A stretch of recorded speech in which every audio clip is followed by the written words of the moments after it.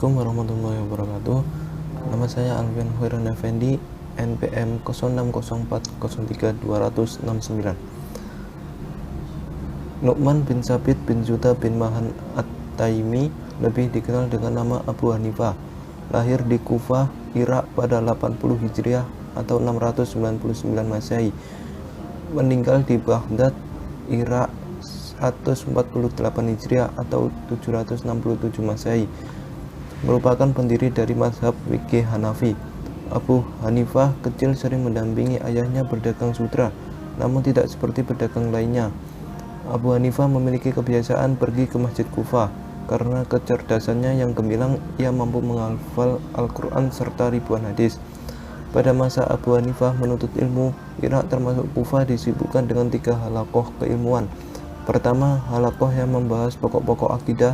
Kedua, halaqah yang membahas tentang hadis Rasulullah, metode dan proses pengumpulannya dari berbagai negara, serta pembahasan dari perawi dan kemungkinan diterima atau tidaknya pribadi dan riwayat mereka. Ketiga, halaqah yang membahas masalah fikih dari Al-Quran dan hadis, termasuk membahas fatwa untuk menjawab masalah-masalah baru yang muncul saat itu, yang belum pernah muncul sebelumnya.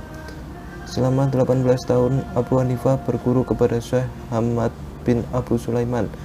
Saat itu ia masih 22 tahun. Karena dianggap telah cukup, ia mencari waktu yang tepat untuk bisa mandiri. Namun setiap kali mencoba lepas dari gurunya, ia merasakan bahwa ia masih membutuhkannya. Halo, assalamualaikum warahmatullahi wabarakatuh. Perkenalkan, nama saya Maya Eldiani dengan NIM 060403200086. Di sini saya akan melanjutkan presentasi dari teman saya, yaitu mengenai ruang lingkup hukum Islam itu sendiri. Jadi yang dimaksud dengan ruang lingkup hukum Islam di sini adalah objek kajian hukum Islam atau bidang-bidang hukum yang menjadi bagian dari hukum Islam. Nah, hukum Islam ini sangat berbeda dengan hukum Barat yang membagi hukum menjadi hukum privat dan hukum publik. Hukum Islam dapat dikatakan meliputi syariat dan fikih. Pembagian bidang-bidang kajian hukum Islam lebih dititik beratkan pada bentuk aktivitas manusia dalam melakukan hubungan. Dengan begitu, maka dapat diketahui bahwa ruang lingkup hukum Islam itu ada 2. Yang pertama yaitu hubungan antara manusia dengan Tuhan atau hablum minallah, yang mana dapat disebut dengan ibadah, dan yang kedua adalah hubungan manusia dengan sesamanya atau hablum minannas, yang mana dapat disebut dengan muamalah. Nah, kemudian kita akan membahas satu persatu mengenai ibadah dan muamalah. Apa sih ibadah itu? Ibadah itu secara etimologi berasal dari bahasa Arab al-ibadah, yaitu bentuk masdar dari lafadz abadaya budu yang berarti menyembah. Sedangkan secara terminologi, ibadah dapat diartikan dengan perbuatan orang mukallaf yang tidak didasari hawa nafsunya dalam rangka mengagungkan Tuhannya. Nah, ibadah ini mencakup semua aktivitas manusia, baik perkataan maupun perbuatannya, yang didasari dengan niat ikhlas untuk mencapai keridhaannya Allah dan mengharap pahala di akhirat kelak. Para ulama sendiri membagi ibadah menjadi 2 macam, yaitu ibadah mahdoh atau ibadah khusus dan ibadah ghair mahdoh atau ibadah umum. Ibadah mahdoh adalah ibadah yang langsung kepada Allah, yang tata cara pelaksanaannya telah diatur dan ditetapkan oleh Allah dan dicontohkan oleh Rasulullah. Oleh karena itu, pelaksanaannya sangat ketat, yaitu harus sesuai dengan contoh dari Rasulullah. Namun selain itu, para ulama juga membagi ibadah menjadi 5 macam, yaitu ibadah badaniyah seperti contohnya sholat, ibadah maliyah seperti zakat, ibadah ijtimaiyah seperti haji, ibadah salbiyah seperti meninggalkan segala yang diharamkan dari masa berihram. Tentunya masih banyak tinjauan dari para ulama yang lain berdasarkan sudut pandang yang berbeda-beda, namun tidak akan menghilangkan ruhnya, yaitu bahwa ibadah merupakan suatu ketundukan seorang hamba kepada Tuhannya dengan didukung dengan keikhlasan atau ketulusan hati. Kemudian yang selanjutnya adalah muamalah. Secara etimologi, muamalah berasal dari bahasa Arab al-muamalah, yaitu kata dasar dari amala ya'malu amalan, yang berarti membuat, berbuat, bekerja, atau bertindak. Sedangkan secara terminologis, muamalah berarti bagian hukum amaliyah selain ibadah yang mengatur hubungan orang-orang mukallaf antara yang satu dengan lainnya, baik secara individu, dalam keluarga maupun masyarakat. Nah, di sini dilihat dari segi bagian-bagiannya ruang lingkup hukum Islam dalam bidang muamalah.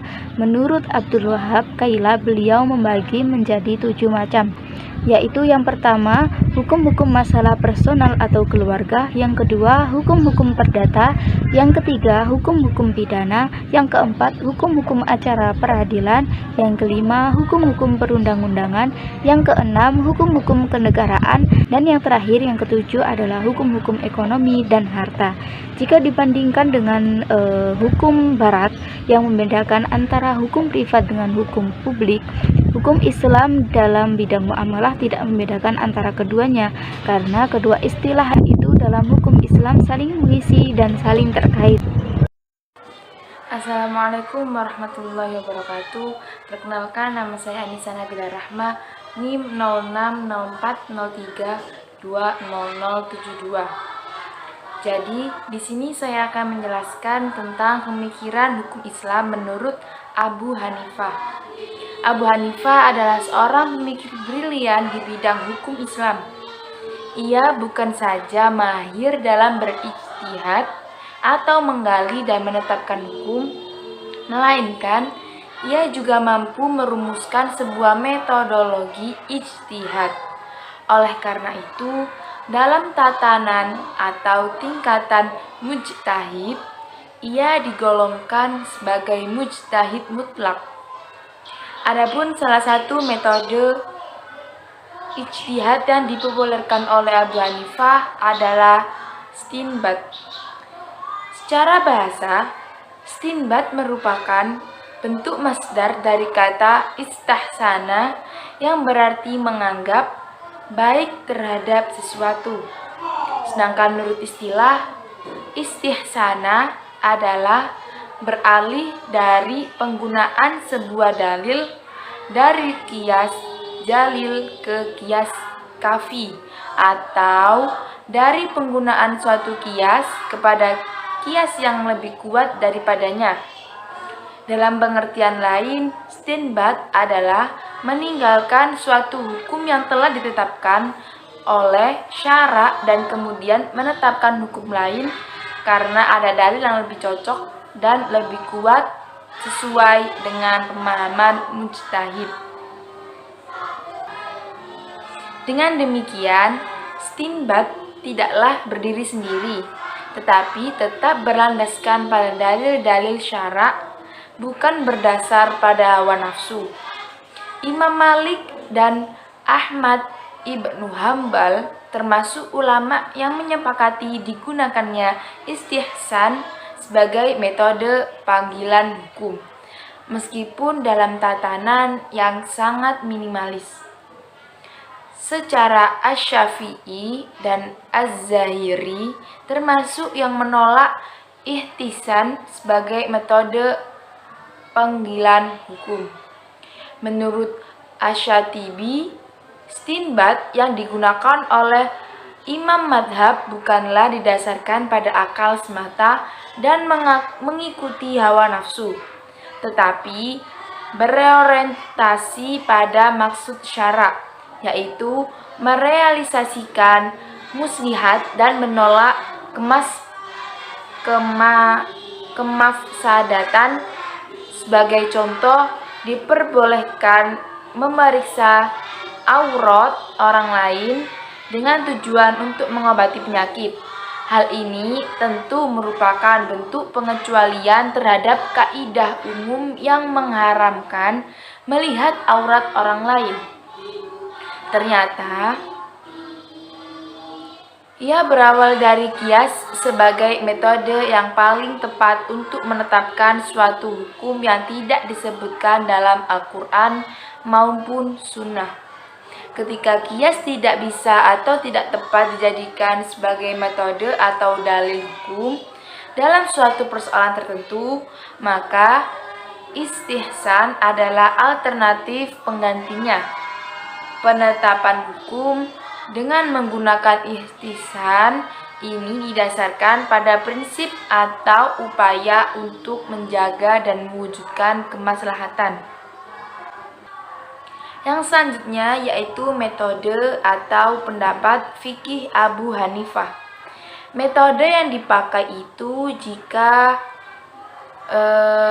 kita rincikan maka ada sekitar 7 ushul istinbat yang digunakan oleh Imam Hanifah, yaitu Al-Quran, Sunnah, Ijma, perkataan sahabat, qiyas istisna, dan urf atau adat. Yang pertama yaitu Al-Quran. Abu Hanifah memandang Al-Quran sebagai sumber pertama pengambilan hukum sebagaimana imam-imam lainnya. Yang kedua yaitu perbedaan antara beliau dengan yang lain, yaitu beliau menetapkan syarat-syarat khusus dalam penerimaan sebuah hadis. Mungkin bisa dilihat di usul fikih yang memperlihatkan bahwa Abu Hanifah bukan saja menilai sebuah hadis dari sisi sanad, tapi juga meneliti dari sisi matan hadis, juga membandingkan dengan hadis-hadis lain dan kaidah-kaidah umum yang telah baku dan disepakati. Yang ketiga yaitu ijma. Imam Abu Hanifah mengambil ijma secara mutlak tanpa memilih-milih.